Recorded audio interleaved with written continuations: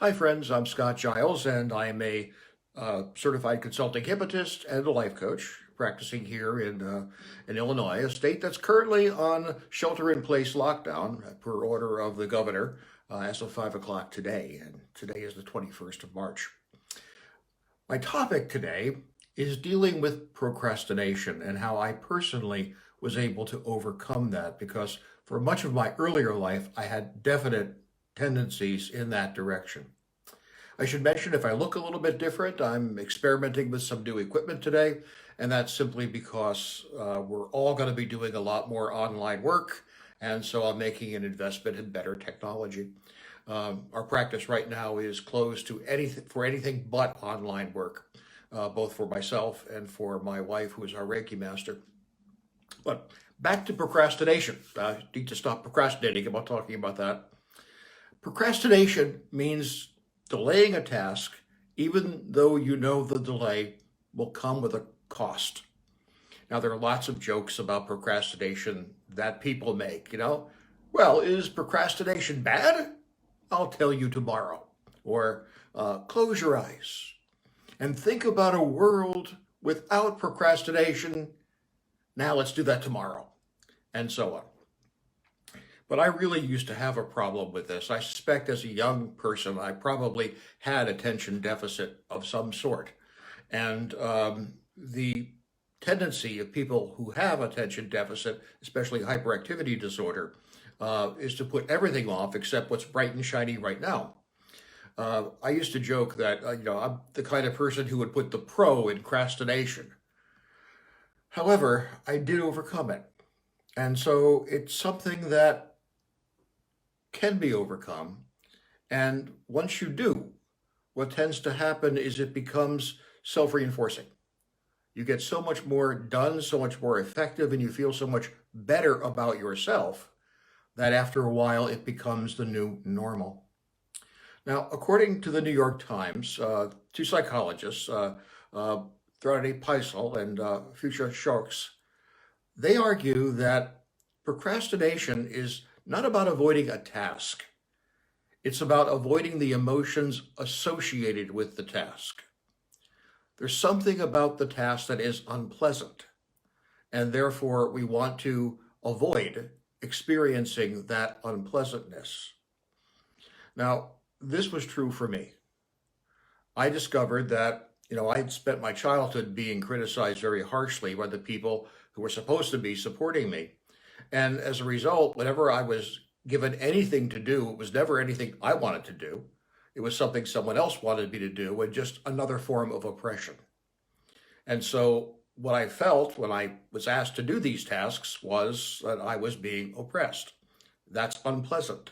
So I would procrastinate, put the task off as much as possible to avoid having to deal with the feelings that arose in me that I was being held down and taken advantage of. Now, I don't know what unhappy emotions you got associated with tasks you procrastinate about, but if you do your inner work, you will find that out. Dreams can tell you often, and certainly hypnotic visualization can be a huge asset in figuring out what emotions you're trying to avoid and why. And then see if there's some way to detach that emotion from the task. I often gave myself a reward when I did a task that I wanted to do for myself, when I was no longer obligated to do what other people wanted me to do.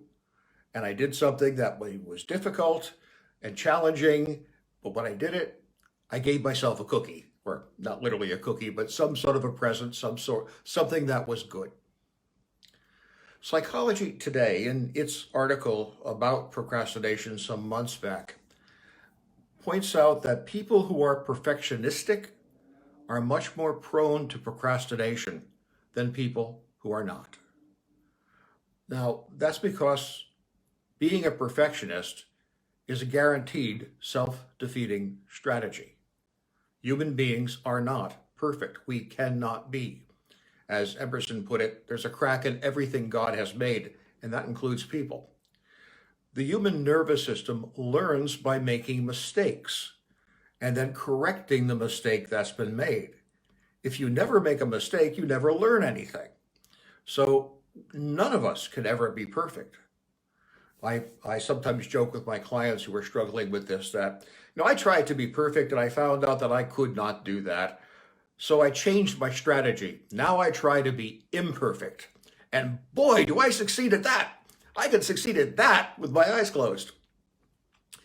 Voltaire said, "The perfect is the enemy of the good." If you're trying to do something perfectly, you're not going to succeed because you can't. But the effort to do the thing perfectly will guarantee unhappiness. And that may be what you're trying to put off. Instead, just do things good enough or very good enough. At one point when I was a young clergyman, I put under the glass on my desk an index card in which I wrote, "Done is good." It didn't have to be perfect. It just had to get done. And if I got it done, that was good, even if it was far from perfect. And that strategy turned out to be very, very effective for me, and I recommend it. The third thing is cut yourself some slack. Sometimes what appears to be procrastination may not be. A lot of us beat ourselves up. We all have what in transactional analysis is called the not okay adapted child inside of our mind. We were criticized at a critical developmental period, so we think that somehow we're not good enough. And so when you find yourself putting something off, the instinct from that part of the mind is to say, well, then I'm procrastinating, I'm doing something wrong. But you may not be. For example, most of us have a circadian rhythm. Some people are larks, they're at their best in the morning. Some people are owls, they're at their best at night. For much of my life, I was an owl. Throughout college and grad school, I did my most effective and productive work after midnight. In fact, when I was writing my dissertation for my doctoral degree, I completely flipped my schedule. I slept during the day and wrote all night. So I wasn't procrastinating by putting these studies and projects off until after midnight. What I was doing is recognizing that my circadian rhythm is such that I'm better at that point. And I'm putting off a project because I know I'm not at my best if I try to do it in the morning or afternoon. Now, since graduation, I've come to work as a medical hypnotist, and the medical world is a morning world.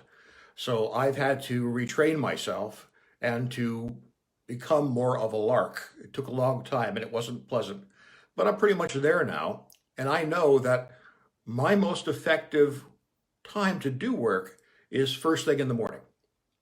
In fact, sometimes if I don't have clients, I'll have my morning coffee. I'll come right up to my office. I won't even shower or shave. I just sit down and start working because I'm sharp and I'm fresh and I want to strike while the iron is hot. And then I go about the rest of the day. So putting something off until tomorrow morning, again, may not be procrastination at all.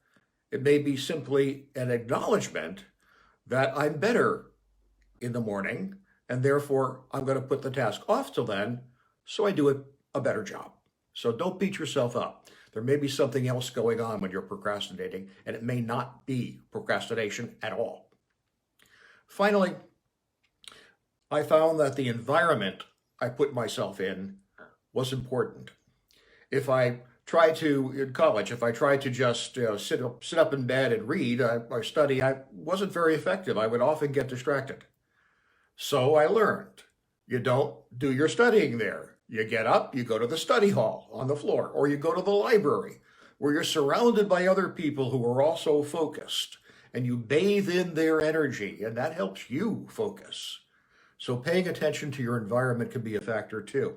Many people on their computers will use software that closes off everything else except the one task you're working on, so you can focus just on that, and you're not distracted by what's happening elsewhere on the screen. So that's something to consider too. So that's how I overcame procrastination, and I pretty much don't do it anymore. I am effective, and I like being effective, putting a lot of trust in my own personal precision. So, the perfect is the enemy of the good. I try to do things good, sometimes very good, but I don't try to be perfect. I know that done is good. I know that if I'm really struggling with something, there's a bad emotion attached to it, and I will grow as a person if I figure that out. And finally, I cut myself some slack. Self-compassion is an important value. So thank you very much for your time and attention. I will feel free to reach out to me if I can be of help to you in the future. I will put my website on the title section when I edit this for my YouTube channel. We also have a Patreon channel for those who want a deeper connection to my work, and feel free to check that out. It's currently it's just one level, $5 a month, and you get access to videos that we don't provide anywhere else, and that are a little bit more detailed and a little bit more edgy, because I do introduce spiritual and metaphysical material in that place, in that forum. I will be back next week with another topic. I'm going to talk about archetypes, that concept from Carl Jung about the channels that the mind runs in. Please, if you're watching this on YouTube, please like, share, and subscribe, and on Facebook as well. Thank you much. Have a good one.